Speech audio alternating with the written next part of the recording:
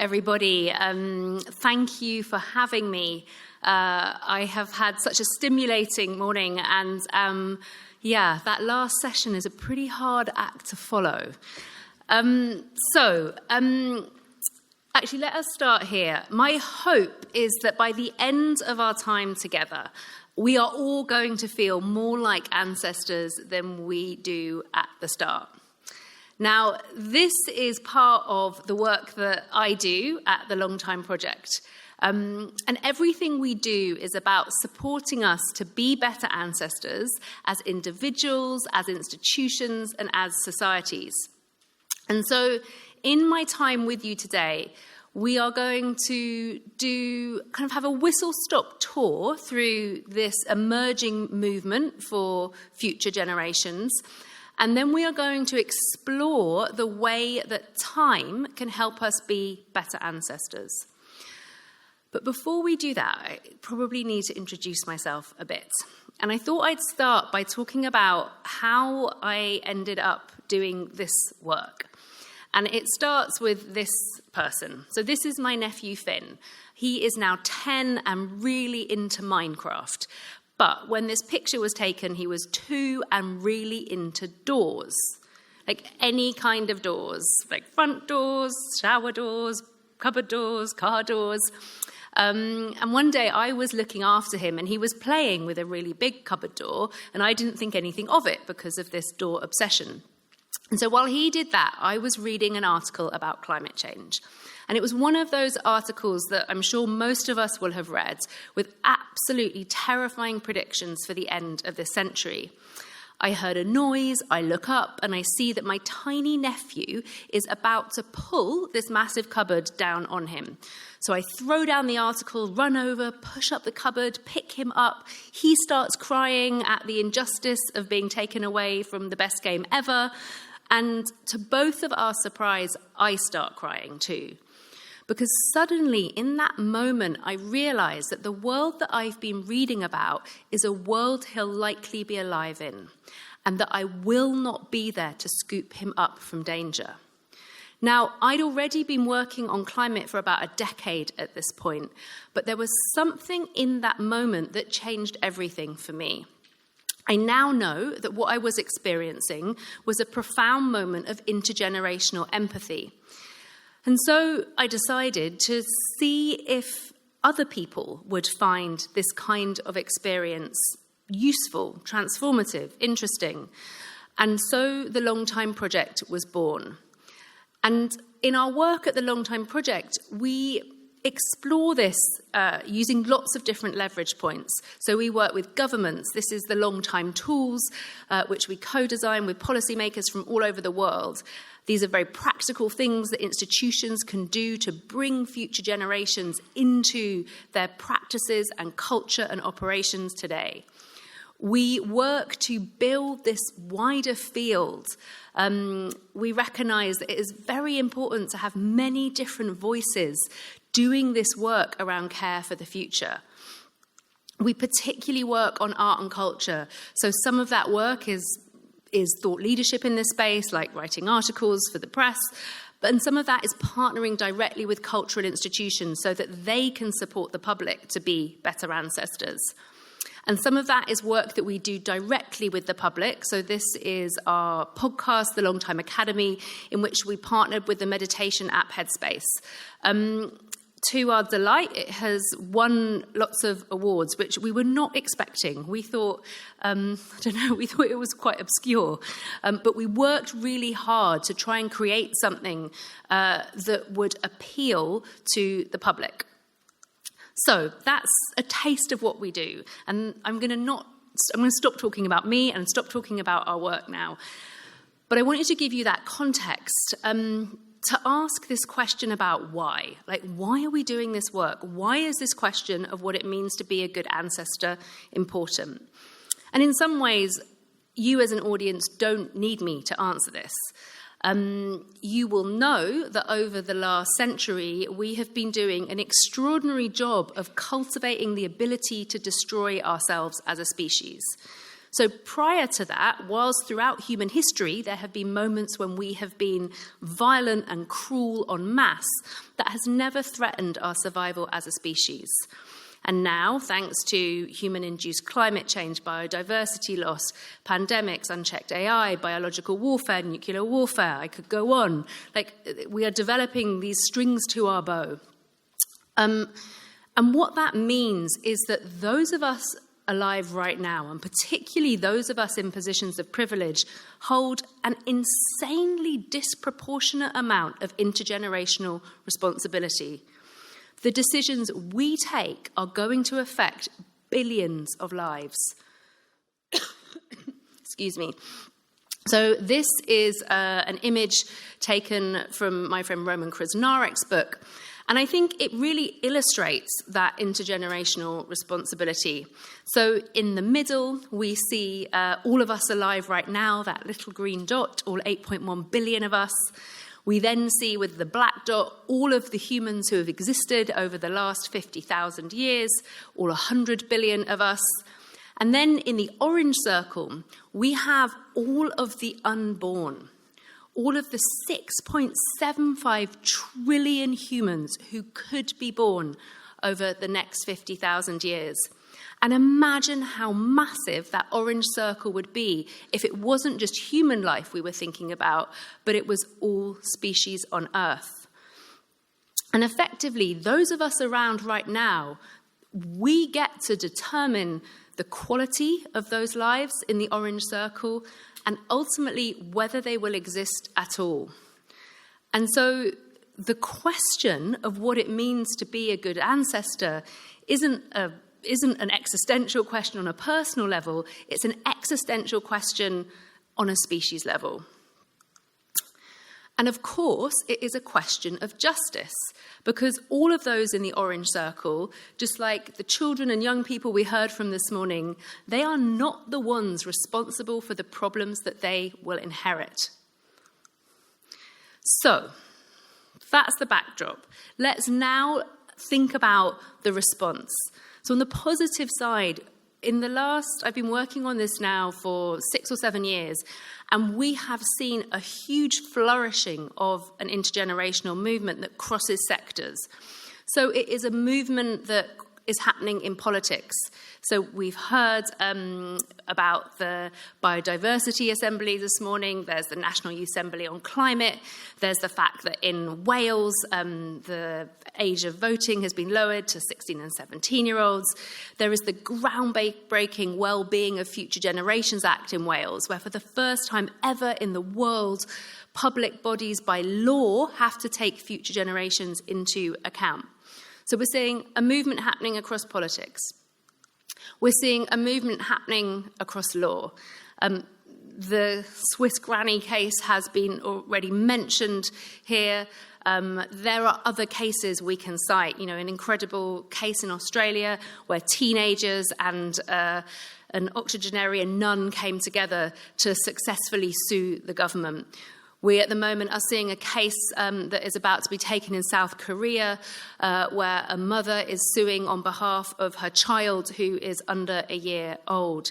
So we're seeing a huge intergenerational movement happening in the field of litigation. We're seeing it happening in the field of politics, in economics. We're really starting to see these new ideas about how can we do economics in ways that work for the future. So that might be donut economics, that might be the good ancestor movement. There are lots of different ways of doing the economy that won't destroy life on Earth. And then we're seeing ways of bringing future generations, of bringing the unborn into decision-making. So this is a project from Japan called Future Design, where a professor in Kyoto has designed a process to literally enable policymakers to travel to the future. So in this process, a group of policymakers will split into two. Half of them will stay in the room and half of them will leave and go through a set of processes, some of which are theatrical, to help take them to a specified point in the future. It might be 50 years, it might be 100 years.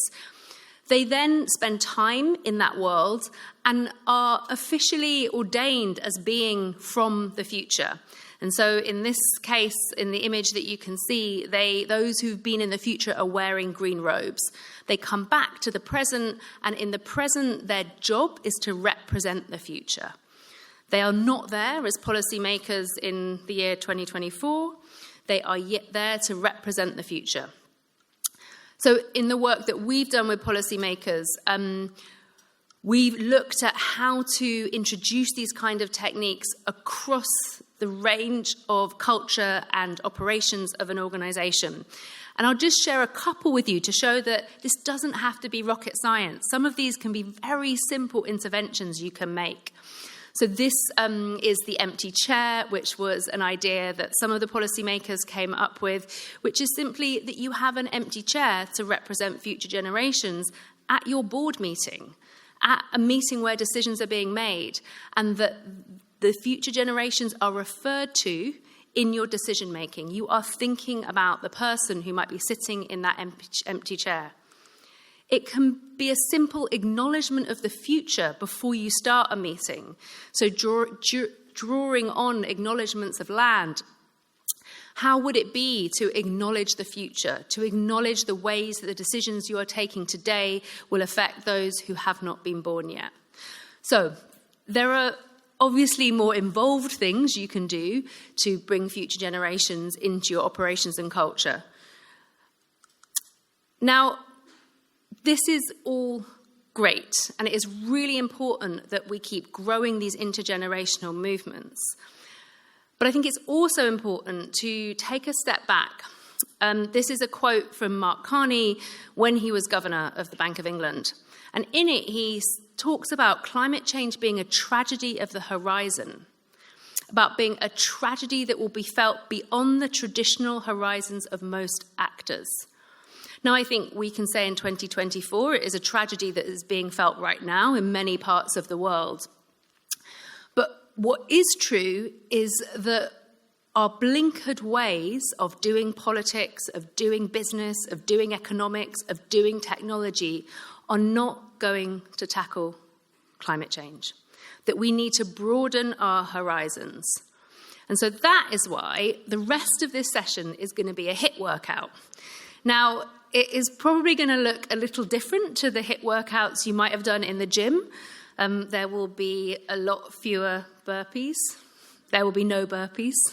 But there will be different circuits, and you will be working out. But you will be working out the muscles of your imagination, perhaps, rather than your pecs.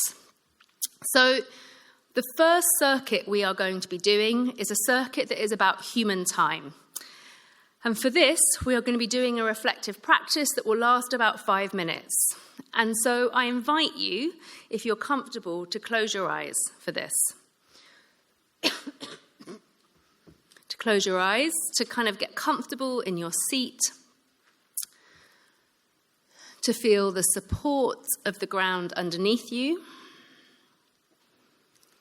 and the space of the air above your head.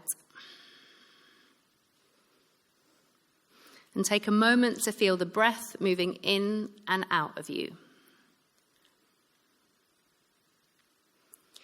And I invite you to bring to mind an older person that you've cared about. It could be a grandparent, a great aunt or uncle, or someone else of that generation. They may or may not still be with us. And I'd like you to bring to mind a quality that they had that evoked warmth in you.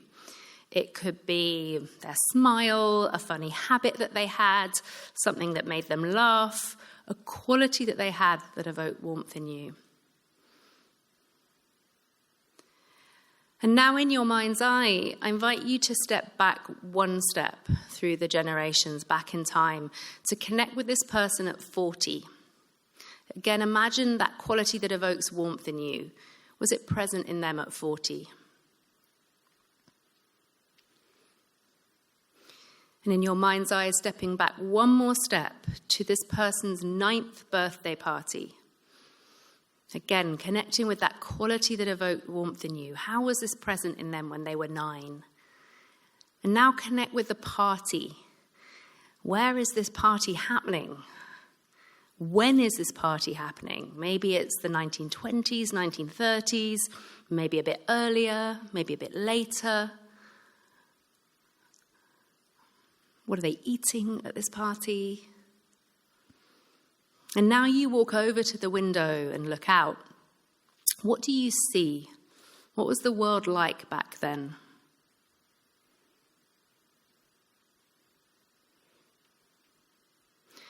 Now it's time to take your leave. So you say your goodbyes, and in your mind's eye, you walk forward one step and another step through the generations to arrive back here in 2024. Take a few breaths and let the image of that older person fade from your mind. And now bring to mind a child that you care about. It could be your own child, grandchild, the children of friends, a niece or nephew, a child you care about. And again, connect with a quality of theirs that evokes warmth in you. Their laugh, a funny habit, an obsession of theirs. Connect with a quality that they have that evokes warmth in you. And in your mind's eye, you're now walking forward one step through the generations. Briefly connect with this person at 40. How might that quality that evokes warmth in you be present in them at 40? And now step forward one more step to arrive at this person's 90th birthday party. Again, connect with that quality that evokes warmth in you. How is it present in them at 90? How is the party? Who is there? What are they doing? How are they celebrating? When is this party happening? It's likely to be the end of this century, the start of the next one. Maybe a little bit earlier, maybe a little bit later. Take a moment to walk over to the window and look outside. What do you see? What is the world like in the future? What is the world like at the end of this century? You hear a noise, it brings your attention back to the activities indoors, and you see that there is a framed photo of you on the table, and that the person who's celebrating their 90th is tapping their glass and asking for everyone's attention. They raise their glass and they ask people to toast you. They're toasting you to thank you for something they've done that's made their world better. What are they toasting you for? Take a few breaths to connect with your legacy to future generations.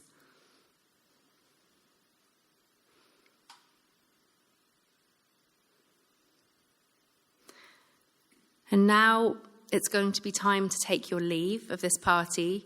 So you say your goodbyes, and in your mind's eye, you step back one step through the generations, and then another, to arrive back in this moment.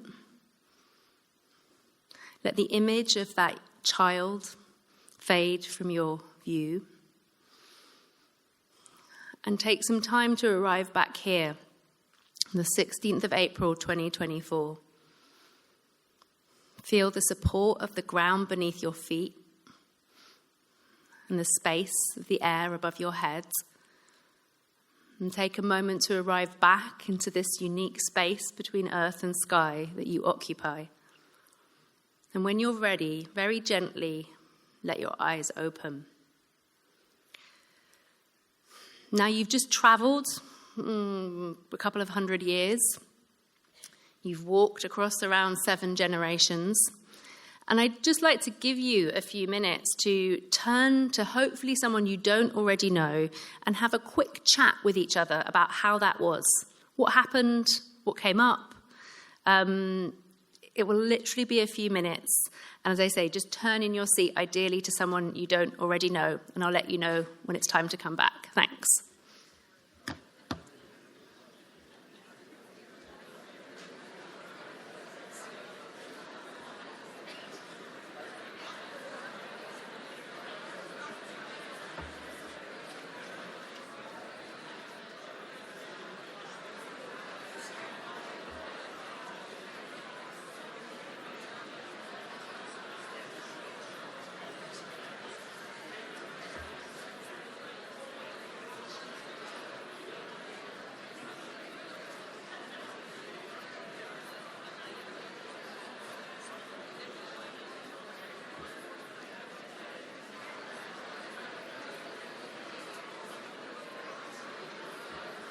Okay, everyone, if you could bring your conversations to a close.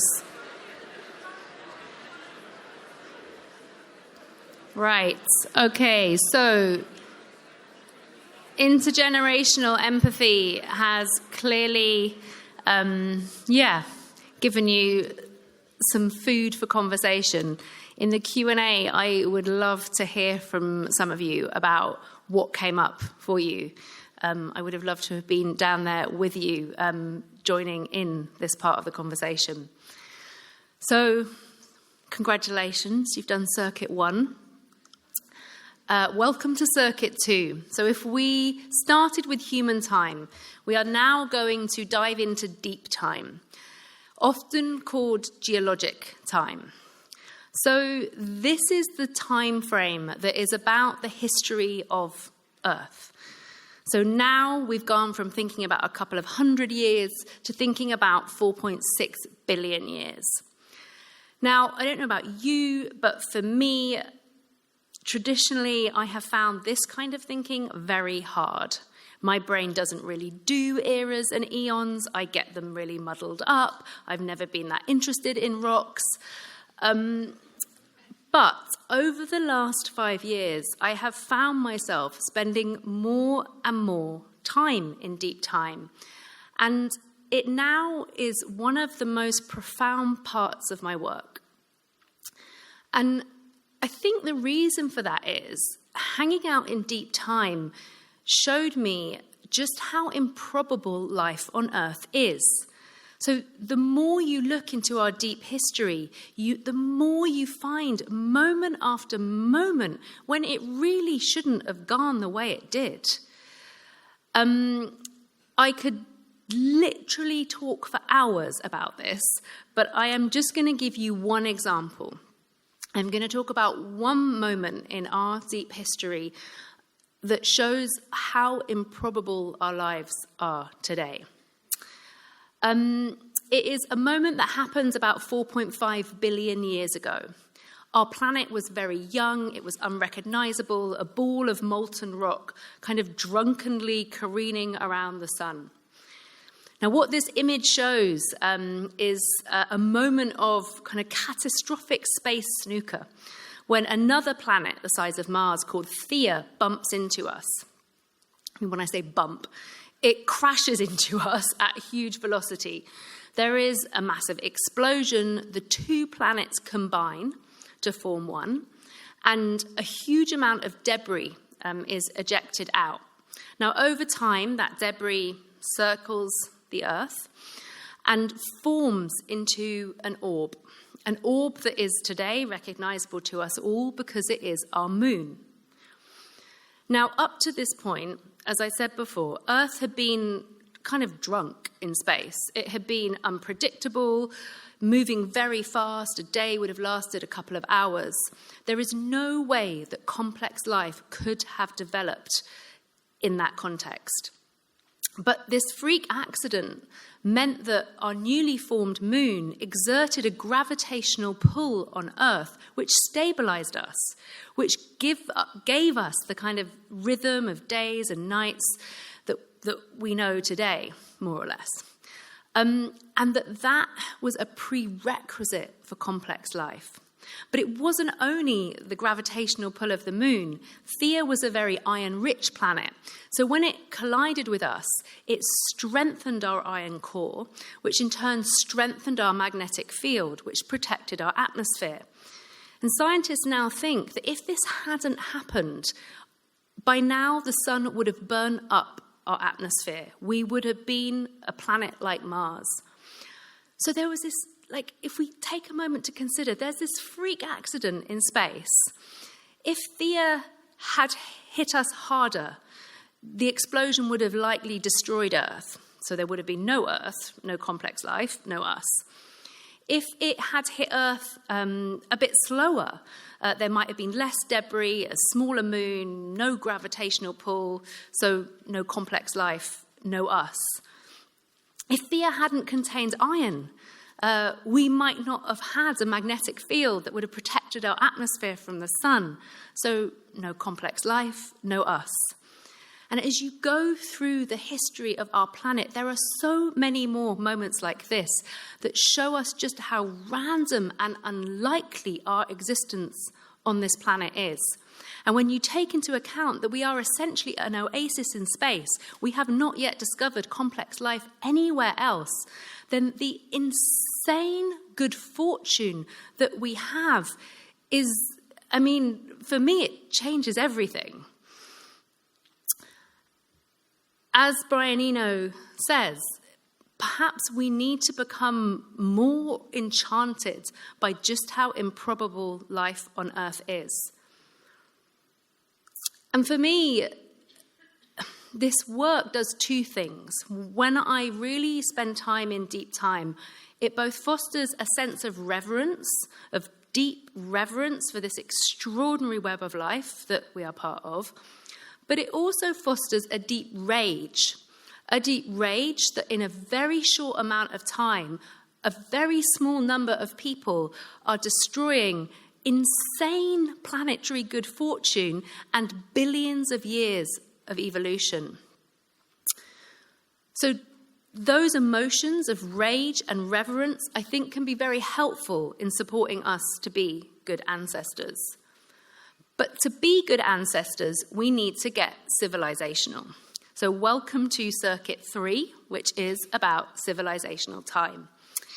Now, civilizational time matters because, as Darren actually mentioned this morning, the changes we need to see if we are going to be good ancestors, if we are going to ensure that all beings on Earth get the chance of flourishing futures, then we are going to have to shift the systems that we live in.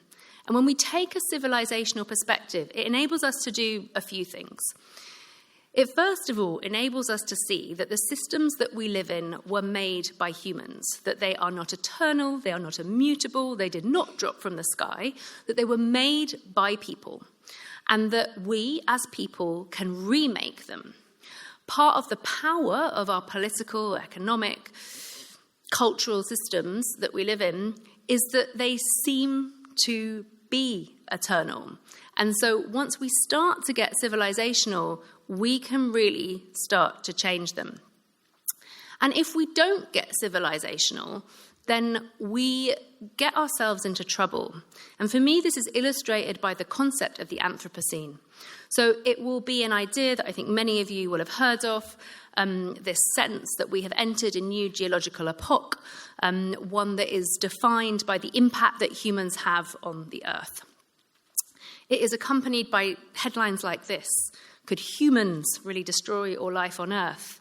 The seemingly insatiable human tendency to consume is changing our planet and the life on it. Now, the problem is that the destruction being wreaked on the planet at the moment is not because of humans, it is because of a particular civilization. It is because of a particular way of doing life. It is not because of who we are as a species. And the more we conflate what it means to be human with what it means to be human under capitalism, the less we become able to move beyond it. And so we begin to think that it is our species that is inherently destructive, when it is not. It is the systems that we live in. And so that is why it is so important to take a civilizational perspective, to understand how the dominant political, economic, educational, cultural systems that we live in came into being, so that we can intentionally retire them, and at the same time to be supporting those emerging systems, some of which we heard about this morning, which will be more supportive of life. So, we have done human time, we have done deep time, we have done civilizational time. And now we are going to get horizontal. Not actually, sadly, maybe. You might, after lunch, you might feel like getting horizontal. I mean, feel free. But actually, what this refers to is stretching our capacity to care in this moment. So a friend of mine, when I announced I was speaking at this event on Facebook, wrote me this message. She is Teresa Anderson, head of climate justice at ActionAid, and she wrote to me this: rich industrialized countries that have caused the climate crisis would love to hear how they only have a responsibility to the European youth of tomorrow instead of to the frontline global south communities of today. Now, I think from everything we've discussed here this morning, we are very clear that intergenerational justice is not something that is about the future. The intergenerational justice is about today. That it is about climate justice today, that it is about keeping fossil fuels in the ground, that it is about mitigation, that it is about loss and damage, that it is about climate finance. That if we think climate justice, intergenerational climate justice, is about the people who have not caused the problem, suffering the implications of it, then obviously this is about communities alive right now. And it is also about what is happening in Gaza. I think we cannot have a discussion about intergenerational climate justice without talking about Gaza, for many reasons. So if we care about intergenerational climate justice, we need to care about Gaza, firstly, just on a level of human solidarity with extreme suffering. Secondly, because of the role of energy politics in driving what is happening there. Thirdly, because of the impact that Israel's impunity in the face of international law is having on multilateralism. So any world in which we have intergenerational climate justice is going to involve countries having to cooperate with each other in a multilateral way. It is going to involve international law. And right now, Israel's actions, and the response of the international community to Israel's actions is setting fire to multilateralism in a way that I think we can't begin to comprehend what the implications of that will be for the work that we are all doing. Gaza matters because, as the president of Colombia has said, it is likely a rehearsal of the future. The way that many countries in the north have clubbed together to support brutality is likely what we will see happening in the face of the huge climate migration that will happen if mitigation doesn't happen at immense speed. So the final reason that Gaza matters is because of the new forms of solidarity that are forming. I think partly as an English person speaking to a room full of people from Ireland, I'm like, I have no right to be lecturing you on Gaza. Like, Ireland is leading the way when it comes to the response of the global north on these issues in ways that my country, leaves me ashamed. But what we are seeing are extraordinary new forms of solidarity. And I think what has been... I don't even know what the right adjective is. I mean, it is shocking. What has been shocking over the last 6 months is to realise that for many of us, our governments will not do the right thing. They are not going to do the right thing on Gaza. It's very unlikely they're going to do the right thing on climate by themselves. And so it's going to be on us. It's going to be on all of us to do more than we ever thought we'd have to do to bring about the world we want to see. It is going to involve us using our agency in ways we haven't yet realised. It is going to involve us being profoundly uncomfortable and doing very difficult things. We cannot wait for them to act on our behalf. And that can feel really overwhelming, which is where this last form of time that we are going to explore comes in. So this is cathedral time. It refers to those medieval cathedrals that took many centuries to build. So Cologne Cathedral took over 600 years, Milan Cathedral over 500 years.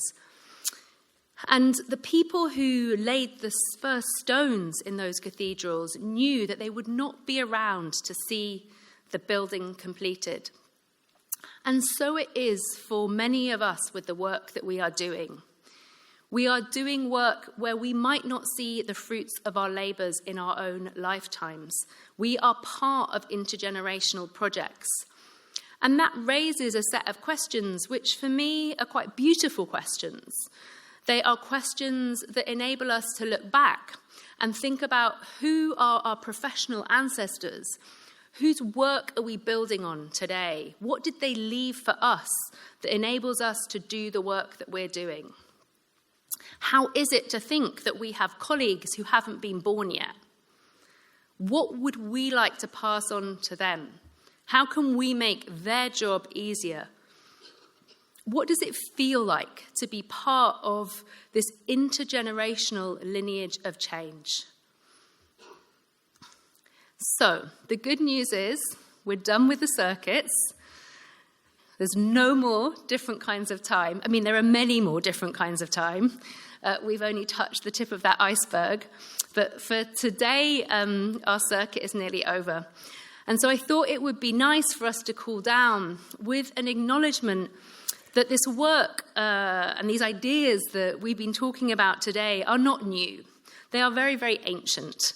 There are many cultures across the world who have put stewardship and care for future generations at the core of what they do.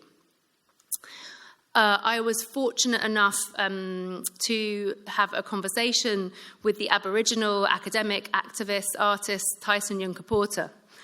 And in it, he said to me that he believes that humans are a custodial species. And you can listen to him beautifully talk about why that is. Now, whether you believe that as humans we are inherently custodial or not, I think we can probably all agree that it is vital that we put stewardship at the heart of our culture. That essentially what we need to do is support an ontological shift across our societies so that care for future generations becomes the soil from which everything else grows. That it becomes the soil from which our economics, our politics, our culture grow. And that if we can do that, then we will create systems that make it easy for us to be good ancestors, rather than find ourselves locked in systems that make that much harder. And so, I've come to the end of this bit of the conversation. And in the Q&A, I'd really love, obviously, to hear your questions, but I'd also love to hear from you reflections from your experience of travelling across generations, and anything you want to share about what you're learning about what it means to be a good ancestor, whether that's as an individual or as an institution or as a society. So thank you for your time.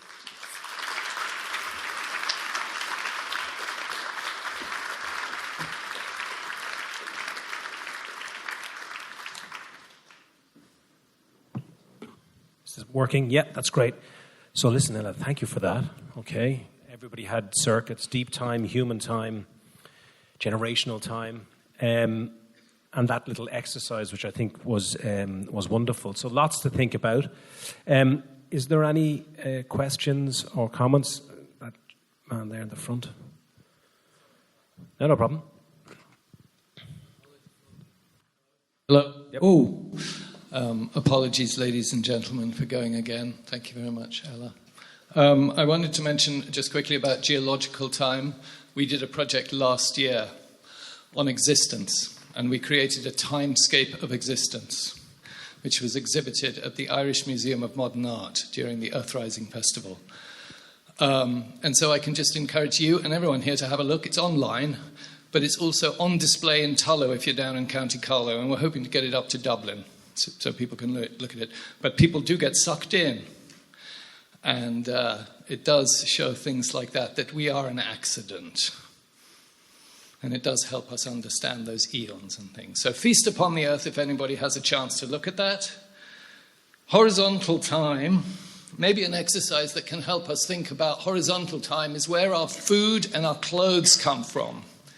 Because that happens today. But my food does not come from Ireland and my clothes do not come from my local tailor.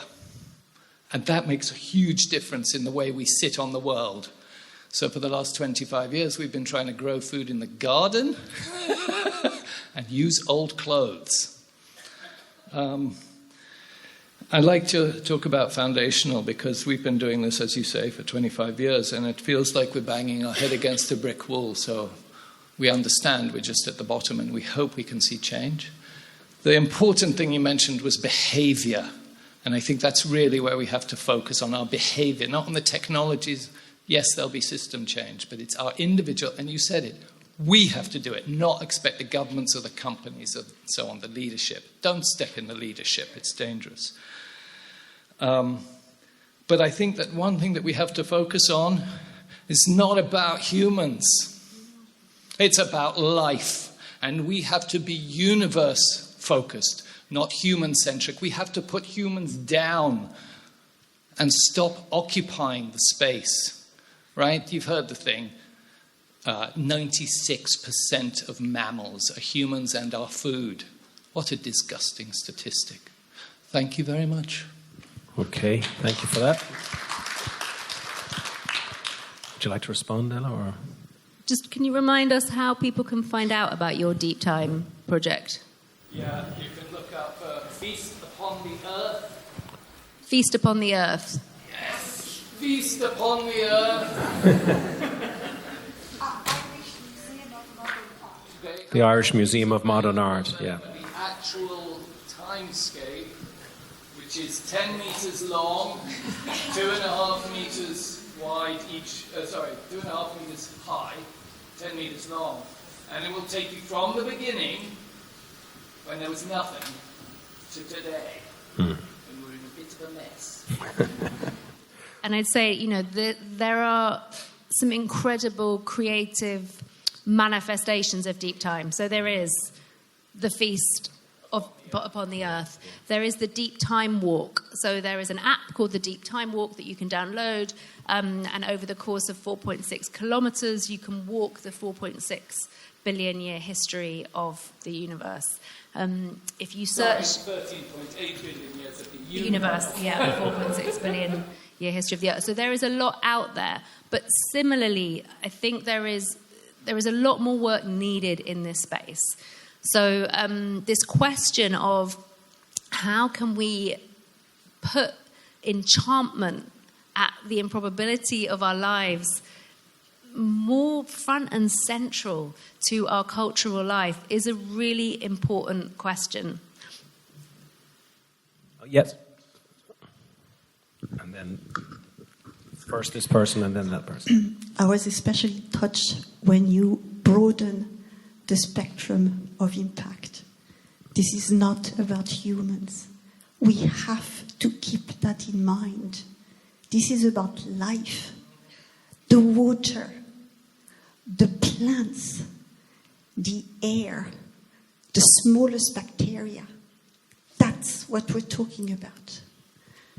And to put fun into it, there is now a possibility to hear plants. I think it was actually brought to the Bloom the last year. I've known him for a couple of years now because it's the horticulture for Chanel, who is in charge of protecting and perennising the camellias. He has created a kind of an empathy with plants, and he rounded up a think tank with high tech and musicians, and they created a kind of a sound device that you can put onto the plants and onto the earth, and you can hear their noise. And each species has a tune, like the birds, and they can actually respond to each other from noise. A geranium in Japan would sound the same as a geranium in France.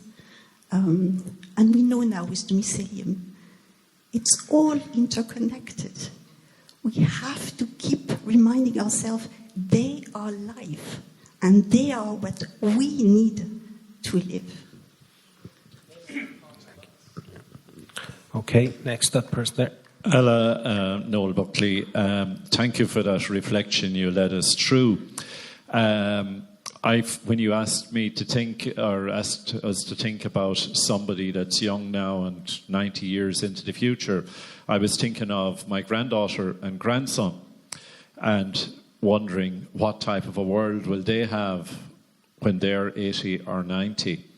And it struck me, I'm an ex-teacher and I come from a farming background, that I have seen in my lifetime how disconnected human beings have become from nature. And in our language in Ireland, we were very connected to nature. To give you a small example, I was taking my students up a hill and they were saying they were hungry in September, and I said, there's lots of blackberries there, have a feast of those.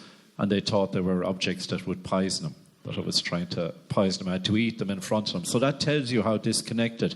And I was very interested in the young people this morning, how connected they were because of the experience of coming together in terms of biodiversity.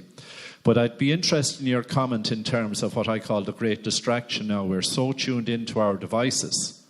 And if you look at the younger generation, they spend very little time in the outdoors.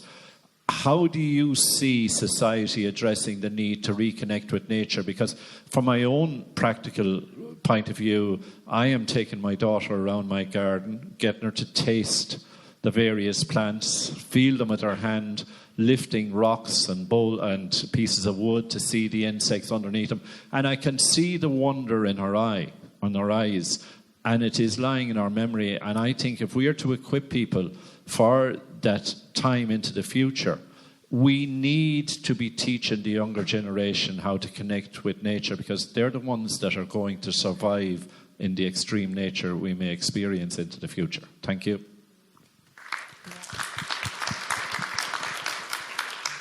Absolutely. I mean, what you say is very important. And I guess in an encouraging way, I'm seeing a huge amount happening in this nature reconnection movement. So we've got kind of nature-based leadership, growing momentum kind of across, when we look at across the business world, but also attempts to kind of bring it into politics.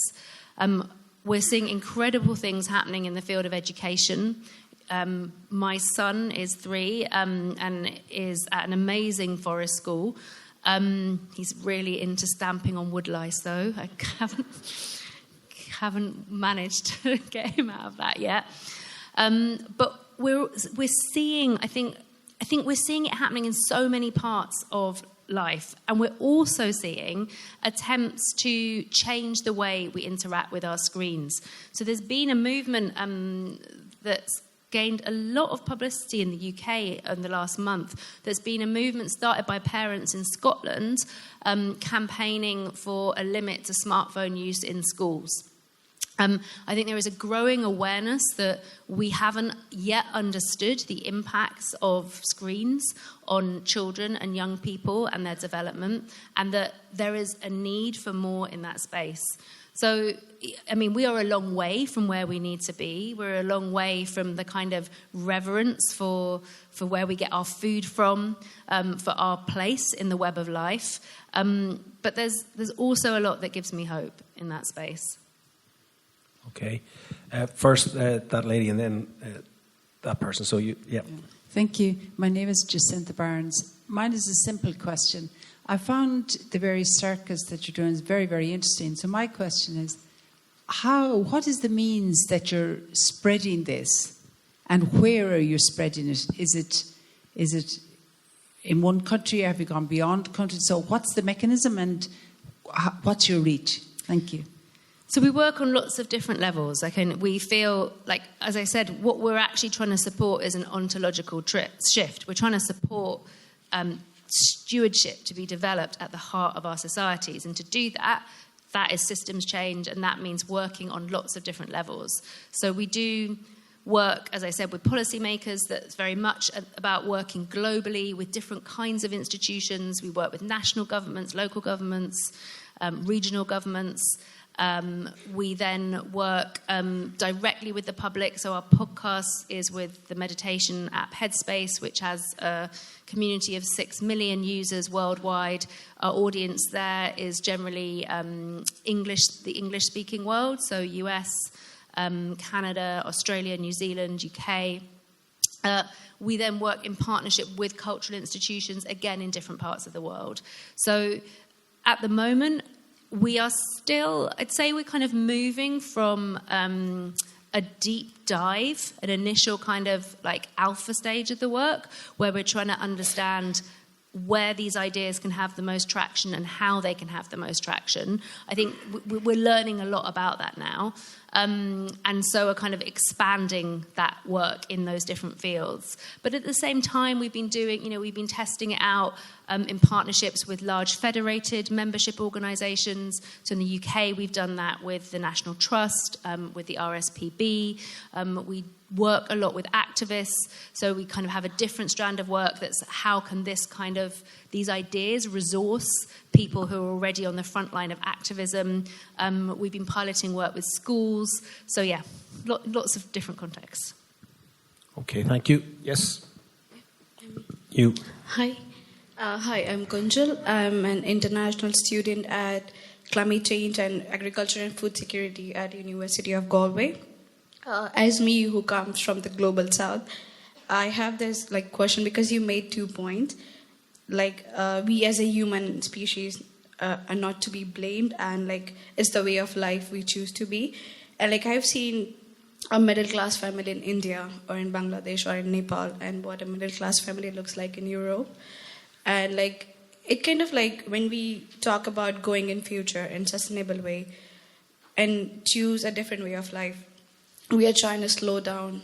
And it's Europe is already there somewhere, and we talk about global south. It's a little bit injustice towards global south when you ask them to make a drastic change or somewhere, because it's a normal human tendency to look forward, a little bit greedy, to have something, experience something new. It's you're asking a family in India to go to a amusement park and not spend a good time. It's but those family want to experience those, because it's a normal human tendency to be a greedy person. And it's when we talk about the way of life, wouldn't that be injustice in terms of global south?